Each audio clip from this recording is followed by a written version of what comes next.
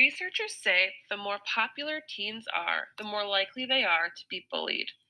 Nearly a fifth of teens are bullied, and only those at the very top of the high school social ladder avoid it. This may come as a surprise to people who thought that the least popular kids, or outcasts, were the only targets. Researchers Robert Ferris of the University of California at Davis and Diane Felmley of Penn State University write that traditional views of bullying tell less than the whole story. For most students, becoming more popular increases the likelihood of victimization, they wrote in their magazine of the American Sociological Association. As kids move up the social ladder, the victimization also becomes more severe. The aggressors, too, often possess strong social skills. They bully others to move up the social ladder rather than to reenact their own troubled home lives. The uppermost teens on the social scale can afford to be nice. Yet those in the next level down have to keep themselves there, Ferris said Tuesday. He and Felmley looked at how popularity can increase the chances of being a victim. They also explored the emotional fallout from being a victim of bullying, which can include feelings of sadness, anxiety, and suicidal thoughts.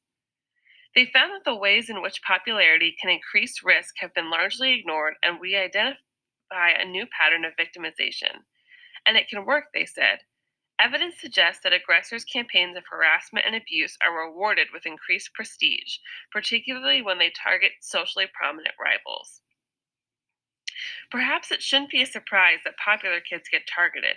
If the tormentor is aiming to become more popular, targeting prominent rivals makes strategic sense, the researchers wrote. And for very popular victims, the fall can be more extreme.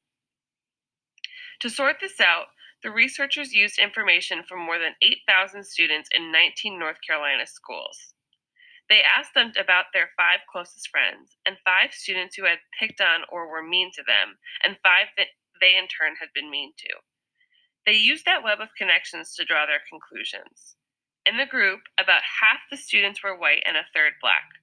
Most lived with two parents. Girls had higher rates of victimization. The researchers noted that there could be differences in other populations. STEM students found protection. Being friends with teens of the opposite gender provided some sort of shield. The researchers don't suggest that outcast teens of various sorts don't get bullied, only that theirs is not the whole story. Ferris also said that there was a message in the research for teenagers and their parents. It's probably better to have a few close friends than 200 Facebook friends. In addition, the drama that's often discussed about teenage relationships might be taken more seriously by students and parents, he said. And many students, Ferris said, don't see what's happening as bullying, and they may be sort of like a fish in water and accustomed to having a lot of drama around them.